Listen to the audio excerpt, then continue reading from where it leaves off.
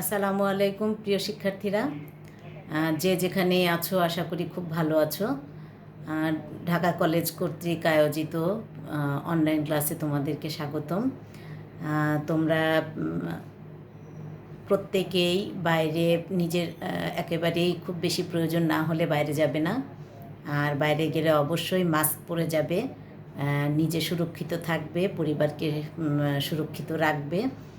আর তোমরা তো অনেক বুদ্ধিমান, অনেক ম্যাচিউর, কীভাবে নিজেকে প্রোটেকশন দিতে হয় আশা করি সবাই এটা খুব ভালো করে জানো। তো আজকে আমি তোমাদেরকে মডেলের শ্রেণীবিভাগ সম্পর্কে জানাবো। এর আগের একটা ক্লাসে আমি মডেল সম্পর্কে তোমাদের বলেছিলাম। তো আজকে মডেল সম্পর্কে, শ্রেণীবিভাগ সম্পর্কে আলোচনার পূর্বে মডেল সম্পর্কে একটুখানি বলে নিই, যদিও এর আগে এটা বলা আছে, তারপরেও বলি। মডেল হচ্ছে, দেখা যায় যে দ্বিতীয় বিশ্বযুদ্ধের সময় থেকে ভূগোলবিদগণ মডেল সৃষ্টির প্রতি দৃষ্টি দিয়েছেন। বিভিন্ন ভূগোলবিদগণ ও সমাজবিজ্ঞানী স্বতন্ত্রভাবে মডেলের সংজ্ঞা দিয়েছেন। তো গত ক্লাসে এই সংজ্ঞাগুলো আমি তোমাদের সামনে উপস্থাপন করেছি। তো সাধারণভাবে দেখা যায় কি, যে বিশেষ তাৎপর্যময় দিকগুলো একত্রিত করে একটি সিস্টেম বা প্রণালীতে ভাগ করে উপস্থাপন করাই হচ্ছে মডেল, অথবা বিশেষ বৈশিষ্ট্যের ওপর আলোকপাত করার উদ্দেশ্যে বাস্তবের আদর্শ রূপ বা জটিলতাহীন উপস্থাপনই হলো মডেল। মডেলটা হচ্ছে একটা ল্যাটিন শব্দ, এটা মডুলাস শব্দ থেকে এসেছে। মডুলাস শব্দের অর্থ ছাঁচ বা আদর্শ। তাহলে সুতরাং দেখা যাচ্ছে কি, যে মডেলের শাব্দিক অর্থ হচ্ছে উপমা বা আদর্শ। তো এই সব কথাগুলো, মডেলের সংজ্ঞা আমরা ইতোপূর্বেই বর্ণনা করেছি। এখন আমি সরাসরি মডেলের শ্রেণীবিভাগে চলে আসব। 1964 সালে চর্লি আধুনিক ভূগোলে ব্যবহৃত মডেলগুলোকে দুই ভাগে বিভক্ত করেছেন। একটা হচ্ছে কি বর্ণনামূলক, আর একটা হচ্ছে নমুনামূলক। বর্ণনামূলক সম্পর্কে বর্ণনামূলক আমরা তো বুঝতেই পারছি যে সব কিছু ব্যাপক আকারে বা বর্ণনা আকারে যেটা আসবে সেটাই হচ্ছে বর্ণনামূলক মডেল। তো আমরা পড়ে দেখি কি আছে। যেসব মডেলে বাস্তবতা সম্পর্কে কিছু রচনাশৈলী বর্ণনা উপস্থাপন করা হয় সেগুলোকে বর্ণনামূলক মডেল বলে। ভারসাম্য বিশিষ্ট কাঠামোগত অবয়বগুলোর কেন্দ্রীভূত হলে তখন তাকে স্থিতিশীল এবং সময়ের মাধ্যমে বিভিন্ন পদ্ধতি কার্যকলাপের ওপর কেন্দ্রীভূত হলে তখন এই মডেলগুলোকে গতিশীল মডেল বলে। অর্থাৎ এটা হচ্ছে কি তোমার পরিবর্তনশীল অনেকটা। এছাড়াও যেখানে সময় উপাদানের ওপর বিশেষ জোর দেওয়া হয় সেখানে বর্ণনামূলক মডেলকে ঐতিহাসিক মডেলও বলা হয়। ঐতিহাসিক যখনই বলা হবে তখনই কিন্তু তার সাথে সময়ের একটা সম্পর্ক চলে আসে। তো সেই কারণেই এটা হচ্ছে ঐতিহাসিক মডেলও বলা হয়। আবার বর্ণনামূলক মডেলগুলো যখন গবেষণামূলক তথ্যের সাথে সংযুক্ত হয় তখন সে মডেলকে উপাত্ত শ্রেণীবিন্যাসমূলক বা পরীক্ষামূলক নকশা মডেল বলে অভিহিত করা হয়। এখন আমরা আসছি নমুনামূলক মডেলে।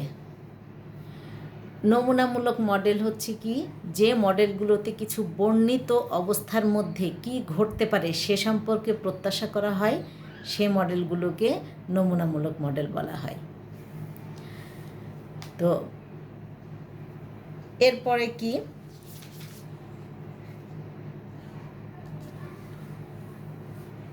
চর্লির মতে এই নমুনামূলক এবং বর্ণনামূলক মডেল ছাড়াও মডেলকে আরও বিভিন্ন ভাগে ভাগ করা হয়ে থাকে। যেমন হচ্ছে কি ভূবিজ্ঞান পদ্ধতির মডেল। ভূগোলবিদ একব গুপ্ত এবং মিনাস 1962 সালে ভূপদ্ধতির বিজ্ঞানগুলোকে প্রধানত তিনটি এই ভূবিজ্ঞান পদ্ধতির মডেলকে তিন ভাগে ভাগ করেছেন বা তিনটা ধরনের কথা উল্লেখ করেছেন। একটা কি স্কেলগত মডেল, একটা হচ্ছে ধারণাগত মডেল, আর একটা হচ্ছে গাণিতিক মডেল। তো স্কেলগত মডেলটা কি, এটা হচ্ছে স্কেলের ওপর মডেলের মান এবং কাঠামো নির্ভর করে। ভূপদ্ধতি বিজ্ঞানের স্কেল মডেলগুলোকে প্রতিমা সংক্রান্ত এবং অনুরূপ মডেল এই দুই ভাগে ভাগ করা হয়। অর্থাৎ হচ্ছে স্কেল মডেল দুই ভাগে বিভক্ত। একটা হচ্ছে কি প্রতিমা সংক্রান্ত, আর একটা হচ্ছে অনুরূপ মডেল। তো প্রতিমা সংক্রান্ত মডেলটা এখন আমরা দেখি। যে মডেলগুলোতে বাস্তব পৃথিবীর প্রাসঙ্গিক উৎপাদন কেবলমাত্র স্কেল পরিবর্তনের মাধ্যমে একই উপাদান দ্বারা উপস্থাপিত হয়, তখন সেই মডেলকে প্রতিমা সংক্রান্ত মডেল বলে। যেমন উদাহরণস্বরূপ আমরা বলতে পারি, আকাশধৃত ভূচিত্র বা উপগ্রহ প্রতিবিম্বগুলো বাস্তব জগতের গুণাবলী উপস্থাপন করে, কিন্তু স্কেলের পরিবর্তন হয় বলে এগুলো প্রতিমা সংক্রান্ত মডেলের অন্তর্গত। আর অনুরূপ মডেলটা হচ্ছে যে মডেলগুলোতে বাস্তব পৃথিবীর উপাদানগুলো স্কেল পরিবর্তনের মাধ্যমে ভিন্নতর উপাদান দ্বারা উপস্থাপিত হয়, সেই মডেলগুলোকে অনুরূপ মডেল বলে। যেমন হচ্ছে সমোন্নতি রেখা বিশিষ্ট ভূসংস্থানিক মানচিত্রগুলো ভূপৃষ্ঠের উপরিভাগে ভূমিরূপ সম্পর্কে যে ধারণা দেয় এবং সেগুলো অনুরূপ মডেল উপস্থাপন করে, যা একটি দ্বারা অন্যটির গুণ প্রকাশ করে। কারণ আমরা যখন সমোন্নতি রেখা বিশিষ্ট কোনো মানচিত্র অঙ্কন করি, তখন দেখো দুই ধরনের ছবি, একটা হচ্ছে সমোন্নতি রেখা দিয়ে একটা চিত্র অঙ্কন করি, আর একটা করি কি নিচে তার পার্শ্বচিত্র অঙ্কন করি। তো দুটো দিয়েই কিন্তু কি হয়, ওই মানচিত্রটার বৈশিষ্ট্য প্রকাশ করা হয়। তো এটা হচ্ছে কি অনুরূপ মডেল।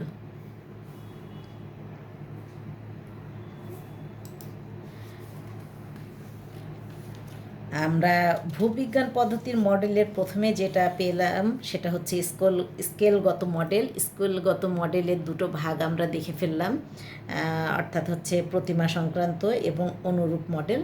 এখন আমরা দ্বিতীয় যে ভাগটা, অর্থাৎ দ্বিতীয় ভাগটা হচ্ছে ধারণাগত মডেল। এখন আমরা ধারণাগত মডেল বা আদর্শ স্থাপনকারী মডেল সম্পর্কে জানব।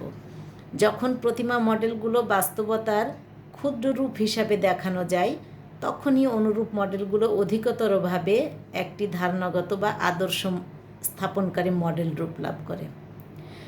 প্রাকৃতিক ভাগের বৈচিত্র্যের অনুরূপ মানবিক ধারণাগত মডেলগুলো সবসময় পৃথিবীর উপরিভাগের বৈচিত্র্যগুলোর বিভিন্ন মাত্রার সরলতা প্রকাশ করে। আর গাণিতিক মডেলটা হচ্ছে কি ধারণাগত মডেলগুলো যখন আমাদের শিথিল ভাবনাগুলোকে স্পষ্ট করতে সাহায্য করে, তখন সেগুলোকে গাণিতিক মডেল তৈরির প্রথম পদক্ষেপ হিসেবে কাজ করে।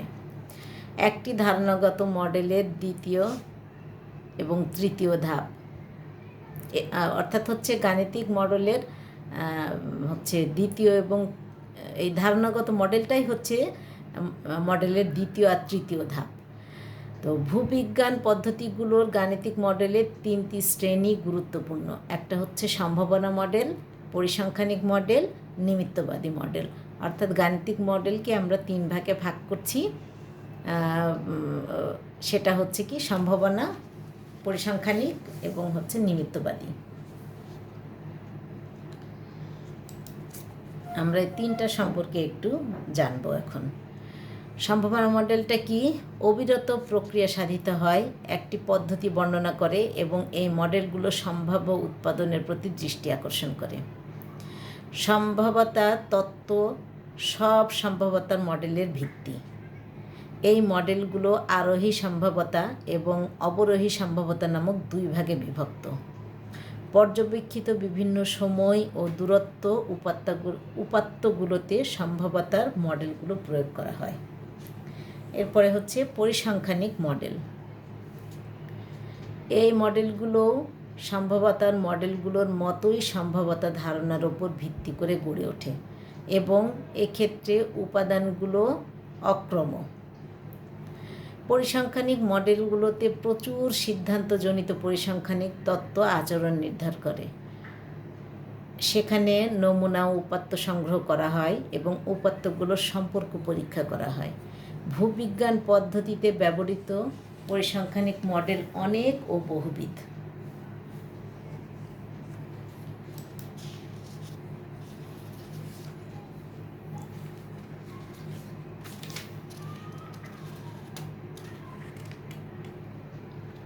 এখন আসবো আমরা নিমিত্তবাদী মডেলে। এই নিমিত্তবাদী মডেলগুলোই হচ্ছে মূলত ধারণাগত মডেল। এগুলো গাণিতিক ভাষায় রূপান্তরিত হয়, কিন্তু কোনো দৈব বা পরিবর্তনশীল উপাদান ধারণ করে না। মূল্যায়নের বা ক্রমাঙ্ক নির্ণয় করে মডেলগুলো ব্যবহারের মাধ্যমে এ কাজ সম্ভব করে তোলা হয়। বাস্তবতা সম্পর্কে সঠিক পূর্বাভাস লাভের জন্য মডেল সমীকরণ ব্যবহার করা হয়। সুতরাং পূর্বাভাস ও বাস্তবতার মধ্যবর্তী যথেষ্ট পার্থক্য সম্বন্ধে কল্পনা তৈরির কোনো স্থান এই মডেলে নাই। এখন এইগুলো গেল আমাদের কি মডেল? এটা হচ্ছে ভূবিজ্ঞান পদ্ধতির মডেল। এই মডেলগুলো ছাড়াও প্রাকৃতিক ও সামাজিক মিথস্ক্রিয়ার মডেল রয়েছে। এই মডেলগুলোকে আবার কি করা হয়, কয়েকটি ভাগে ভাগ করা হয়। তার মধ্যে তিনটা বিশেষভাবে ভূগোলে প্রয়োগ করা হয়। একটা হচ্ছে মানুষের সাথে মানুষের আচরণগত মডেল, আর একটা হচ্ছে প্রাকৃতিক জৈববিজ্ঞান পরিবেশ তত্ত্ব মডেল, এবং আর একটা হচ্ছে কি মানব পরিবেশ সম্পর্কীয় তত্ত্ব বা মডেল। আচ্ছা, মানব পরিবেশ তত্ত্ব মডেলটা হচ্ছে ভূগোলে মানব পরিবেশ তত্ত্ব প্রণয়নে যে সমস্ত মডেল ও তত্ত্ব অনুপ্রাণিত করেছে, বিশেষ করে প্রাকৃতিক এবং জীববিজ্ঞান বিষয়সমূহ থেকে, সেগুলো হচ্ছে বিবর্তন, অভিকর্ষ, ব্যাপন, সিস্টেম। এগুলো সব কি জীববিজ্ঞান থেকে অর্থনৈতিক এবং মনস্তাত্ত্বিক এইসব বিষয়গুলো। পরিবেশ সম্পর্কে ব্যক্তির জ্ঞান, প্রত্যক্ষণ, প্রেষণা, মনোভাব, সিদ্ধান্ত গ্রহণ সম্পর্কে বিশদভাবে বর্ণনা করা মানুষের ভূগোলবিজ্ঞান কি মনোবিজ্ঞানের প্রতি আকৃষ্ট হয়। এই যে এইসব বিষয়াদির আলোকে মানুষের আচরণকে কি করা হয়, সাইকোলজিক্যাল ম্যান হিসেবে অভিহিত করেন।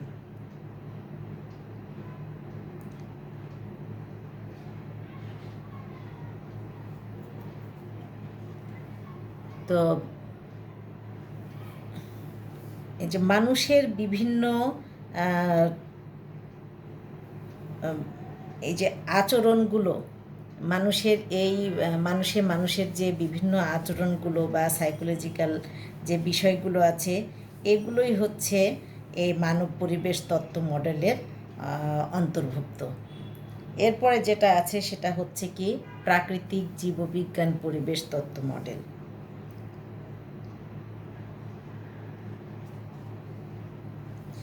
ডারউইনের তত্ত্ব একদিকে প্রাকৃতিক এবং জৈব ভূগোলে পরিবেশ বা পরিবেশ প্রশ্নসমূহে ভৌগোলিক প্রয়োগের মাধ্যমে, অন্যদিকে ভূরাজনীতিতে মানব পরিবেশ তত্ত্বে এর প্রত্যক্ষ স্থানান্তরের মাধ্যমে ভূগোলে প্রবেশ করেছে এই জৈববিজ্ঞান পরিবেশ তত্ত্ব মডেল। এখানে কি হয়েছে, প্রাকৃতিক ভূগোলে ডব্লিউ.এম. ডেভিসের অবদানে কি ডারউইনিয়ান চিন্তাধারার প্রতিফলন দেখা যায়। সময়ের সাথে পরিবর্তন সম্পর্কিত ধারণা তা বিশেষভাবে স্পষ্ট। তিনি ভূদৃশ্যের ঢাল এবং নদী অববাহিকা সিস্টেমের পুরা কাঠামোর আনুক্রমিক গঠন সম্পর্কে 3 পর্যায়ে বিশেষ ধরনের উন্মেষ ঘটান। এটা হচ্ছে তারুণ্য, পূর্ণতা, বার্ধক্য। আর এ সকলের মিলিত ফলাফলে কি হয়, ভূমিরূপের জীবনচক্র গঠিত হয়, যা সাধারণভাবে ডেভিসের চক্র হিসাবে পরিচিত।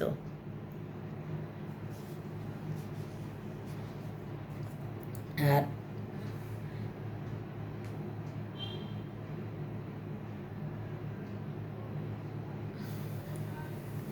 মানব পরিবেশ সম্পর্কিত যে তত্ত্ব বা মডেল, এটা হচ্ছে অন্যতম 2টি গুরুত্বপূর্ণ প্রাকৃতিক মডেল যা মানব পরিবেশ তত্ত্বগত উন্নয়নে এবং গঠনে প্রয়োগ করা হয়েছে। তা হচ্ছে অভিকর্ষ মডেল এবং ব্যাপন মডেল। এখানে সমাজবিদ্যা এবং মহামারী সংক্রান্ত বিদ্যাতে প্রয়োগের মাধ্যমে ব্যাপন মডেল অভিজ্ঞতামূলক সংস্কৃতি বা মার্জিত রূপ অর্জন করেছে। তো আমাদের যখন মডেলের শ্রেণীবিভাগ নিয়ে আসবে তখন কিন্তু আমরা ওপরের শ্রেণীবিভাগগুলো অর্থাৎ আমরা যে চল্লির শ্রেণীবিভাগ এবং হচ্ছে ভূবিজ্ঞান পদ্ধতির মডেলের যে শ্রেণীবিভাগ দিয়ে খেয়েছি সেই শ্রেণীবিভাগগুলো বিস্তারিতভাবে আলোচনা করব। আর প্রাকৃতিক ও সামাজিক মিথস্ক্রিয়ার যে মডেল, এই মডেলটা অত বেশি ব্যাপকভাবে আলোচনা করার প্রয়োজন পড়বে না। এইটা খুব অল্পভাবে সংক্ষিপ্তভাবে যদি তোমরা বর্ণনা করো তাহলেই কিন্তু হয়ে যাবে। এখন আমি মডেলের একটু বৈশিষ্ট্য নিয়ে তোমাদেরকে বলবো। যদিও এর আগে মডেলের বৈশিষ্ট্য সম্পর্কে একটু আমরা ধারণা দিয়েছি, তারপরেও একটু বলি। মডেলের মূল বৈশিষ্ট্য হচ্ছে এগুলো গঠনতন্ত্রের প্রতি যথেষ্ট নির্বাচিত দৃষ্টিভঙ্গি প্রকাশ করে। আর মডেলের দ্বিতীয় গুরুত্বপূর্ণ বৈশিষ্ট্য হলো এটা কাঠামো ভিত্তিক, অর্থাৎ বাস্তবতার আলোকে নির্বাচিত গুরুত্বপূর্ণ বিষয়গুলোকে এদের সম্পর্ক হিসাব গ্রহণ করা হয়। আর একটা হচ্ছে কি, মডেল এমন একটি কাঠামো সরবরাহ করে যার মাধ্যমে তত্ত্বীয় বর্ণনা উপস্থাপন করা যায় এবং তখনই সেগুলোর পরীক্ষামূলক যথার্থতা নিখুঁতভাবে পরীক্ষার অন্তর্গত করা যায়। আর একটা গুরুত্বপূর্ণ বৈশিষ্ট্য হচ্ছে কি, সহজলভ্য উপাত্ত থেকে সর্বাধিক পরিমাণে তত্ত্ব নিংড়ে নিতে মডেলগুলো খুবই সহায়তা ভূমিকা পালন করে। আর একটা বৈশিষ্ট্য হচ্ছে অনুমিত সিদ্ধান্ত তৈরি করতে মডেলগুলো আমাদেরকে প্রলুব্ধ করে এবং সামগ্রিকতা করতে দান করতে সাহায্য করে। মডেলের আর একটা বৈশিষ্ট্য কি, যে একটি কৃতকার্যতাপূর্ণ মডেলের বিস্তার ও সামাজিকতার জন্য ইঙ্গিত বহন করে। বাস্তবতা থেকে আর একটা বৈশিষ্ট্য হচ্ছে বাস্তবতা থেকে স্বতন্ত্র মডেলগুলোকে বাছাইকৃত মডেল বলে, সুতরাং যেগুলো এর মোটামুটি বা কাছাকাছি অবস্থা প্রকাশ করে। আর ভৌগোলিক দৃষ্টিকোণ থেকে সবচেয়ে গুরুত্বপূর্ণ এই যে মডেল সময় এবং স্থানের মধ্যে সম্পর্কের মাধ্যমে একটি বাস্তব পৃথিবী সম্বন্ধে যুক্তিতর্ক অন্তর্ভুক্ত করতে পারে। আবার এটি একটি ভূমিকা, সম্পর্ক বা একটি সমীকরণও হতে পারে। তাহলে মডেলের আমরা কিন্তু কয়েকটা গুরুত্বপূর্ণ বৈশিষ্ট্য জানলাম। তো আজকে এই পর্যন্তই। তোমরা ভালো থেকো, সুস্থ থেকো।